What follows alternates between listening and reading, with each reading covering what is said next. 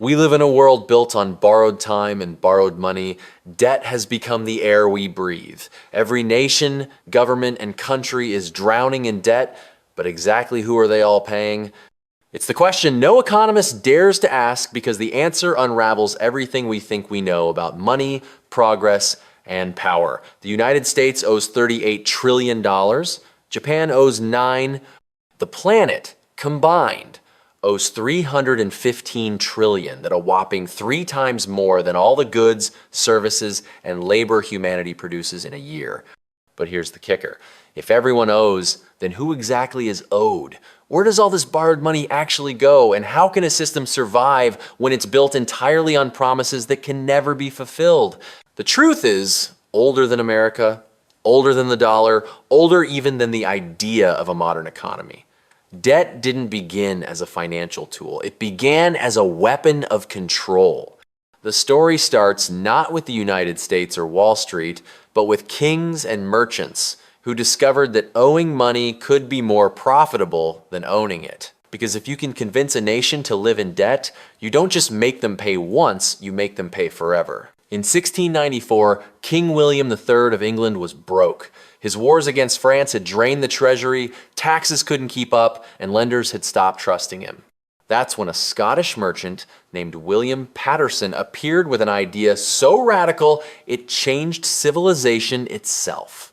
Instead of borrowing from individuals and paying them back, what if the king borrowed from a bank that would lend him money created out of thin air, and instead of repaying the debt, he'd just pay interest forever? It sounded insane, but it worked. The Bank of England was born. That single deal created a permanent national debt, a debt that's still there 300 years later. England got its war money, the merchants got their interest, and a new principle was set in stone. Governments don't have to repay, they just have to keep paying. It was the beginning of something far bigger than England. It was the birth of a system that would eventually engulf the entire world. From that point on, debt wasn't a temporary burden. It became the engine of the economy itself.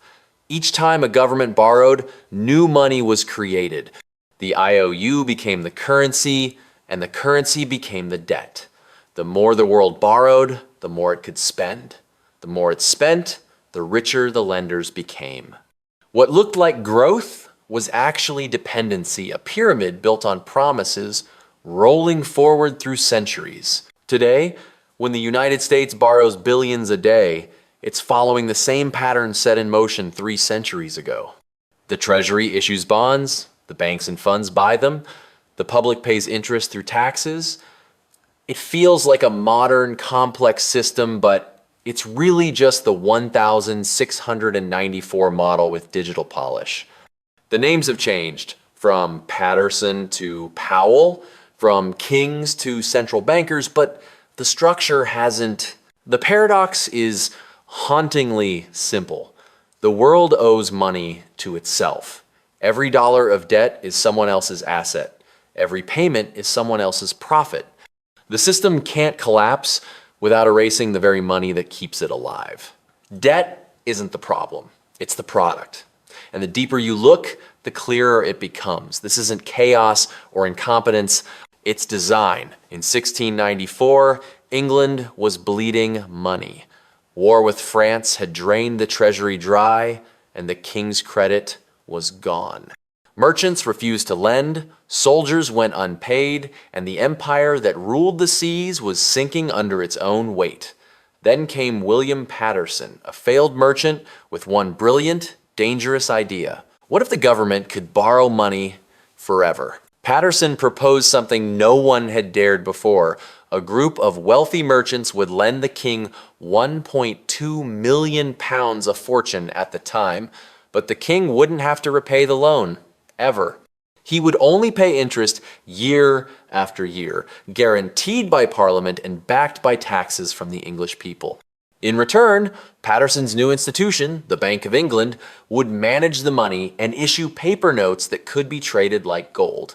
The loan itself became the foundation for new money. Debt had turned into currency. When Parliament approved the plan, the modern world quietly changed. For the first time in history, National debt wasn't a crisis to be fixed, it was a feature to be maintained. The government got endless funding, the merchants got endless interest, and the people became the fuel, paying taxes to keep the payments flowing forever. What began as a wartime necessity became a blueprint for civilization. The more the government borrowed, the more money existed. The more money existed, the more it owed. It was a perfect loop and a perfect trap. Paterson himself died without immense wealth, but his idea outlived him. The Bank of England still stands today, its debts still unpaid. What he built wasn't just a bank. It was the seed of a system where money is born from debt, and freedom carries an interest rate. By the early 1800s, debt had become the heartbeat of empire. Every European power borrowed to fund wars, rebuild cities, and chase glory. But the system was messy, each loan negotiated separately, each nation tied to its own creditors. Then came Nathan Rothschild, a man who didn't just play the game, he redesigned it. From his base in London, Rothschild created something entirely new, a financial network that stretched across Europe. His family had branches in Paris, Frankfurt, Vienna, and Naples, each one run by a brother. Together they moved money faster than any king or army. Couriers, coded letters, and private ships carried news and gold across borders long before telegraphs or trains. And in 1815, as Napoleon's armies met their end at Waterloo, Rothschild's network gave him what every investor dreams of: time itself. Before London even knew who had won the battle, Nathan did. He used that secret to spark panic. He sold British bonds, making others think Britain had lost. Prices crashed. Hours later, when the truth of Napoleon's defeat arrived, Rothschild quietly bought them all back at a fraction of the price. Overnight, he made a fortune and proved a new rule of power. Information was money. From that moment, governments no longer just borrowed from banks, they borrowed from Rothschild's empire. He turned war loans into tradable bonds that anyone with wealth could buy or sell. Debt was no longer a burden between a king and his creditors. It was a commodity that moved across nations, owned by no one and owed by everyone. The web he built made default unthinkable. If one nation fell, the entire network risked collapse. And so the trap tightened a system so vast that even kings now answered to the markets. By the dawn of the 20th century, America had become the world's new economic powerhouse, but its banking system was chaos. Hundreds of small banks issued their own money, panics erupted regularly, and every crisis spread like wildfire. Then came the crash of 1907. Markets collapsed, trust evaporated, and people lined up outside banks begging to withdraw their savings. The government froze, powerless to stop it. One man stepped forward, J.P. Morgan. He was already the most powerful banker in America, but during that panic he became something more, a king without a crown. In his New York mansion, Morgan gathered the heads of the nation's largest banks, locked the doors, and refused to let anyone leave until they agreed to rescue the system with their own money. It worked. The panic ended. Newspapers hailed him as a hero, the man who saved capitalism. But Morgan knew better. He hadn't saved the system. He had exposed its flaw. There was no central authority. No one to act when the next crisis came. So he decided to build one. 3 years later, in 1910, a small group of bankers and politicians secretly boarded a train under fake names and traveled to Jekyll Island, Georgia. For 9 days, hidden from the public, they drafted the blueprint for a new institution, the Federal Reserve. It would look like a public agency with federal in its name and government oversight on paper, but behind that facade, it would be owned and operated by private banks, Morgan's banks. When Congress passed the Federal Reserve Act in 1913, America unknowingly handed control of its money to the very people it feared most. From that moment, money could be created with a signature, and government debt had no ceiling. What began as a fix became the foundation of infinite debt, a machine that never stops running. By the early 1980s, the world was drowning in borrowed dollars. Developing nations had borrowed heavily during the 1970s when American interest rates were low and money seemed endless. Then came Paul Volcker, the tall, unshakable chairman of the Federal Reserve who decided to end inflation at any cost. In 1979, he raised interest rates higher than any level in U.S. history. Inflation fell, but so did entire nations. Mexico, Brazil, Argentina, countries that had borrowed in dollars suddenly saw their interest payments triple overnight. The same loans that once promised prosperity now guaranteed poverty. By 1982, Mexico announced it could no longer pay. Under the old rules, this should have been the end of the game. The banks would take their losses, the system would reset, and the cycle would begin again. But Volcker and his allies had other plans. Default was no longer an option. Instead, the International Monetary Fund stepped in. It offered new loans not to help these countries recover, but to make sure they kept paying interest to the American and European banks that held their debt. In exchange, the IMF demanded reforms. Governments had to sell state industries, cut social spending, devalue their currencies, and open their markets to foreign investors. What began as rescue turned into submission. Nations traded sovereignty for survival. The pattern became a formula. Whenever a country couldn't pay, it was restructured, not forgiven. The debt rolled over, the payments continued, and the influence deepened. Through the IMF, economic policy became global policy, written in Washington and enforced worldwide. Volcker didn't just crush inflation, he made debt eternal. The trap that began in London now spanned the planet, binding rich and poor alike in a single truth. Default had been erased from history. The secret of modern money is that it isn't really money at all. It's debt wearing a disguise. Every dollar, euro, or yen in circulation began as someone's promise to repay a government bond, a loan, an IOU dressed up as wealth. The machine that creates it is invisible but simple. Governments spend more than they collect, so they issue bonds. Central banks buy those bonds with money they create out of nothing. That new money enters the economy and taxpayers pay the interest. The more debt created, the more money exists. This is the loop that powers the modern world. Every dollar of debt becomes someone's asset. Every bond in a pension fund, every mortgage on a balance sheet, every safe investment depends on the government owing money. The system works only as long as the borrowing continues. If a government ever tried to pay off its debt, the money supply itself would vanish.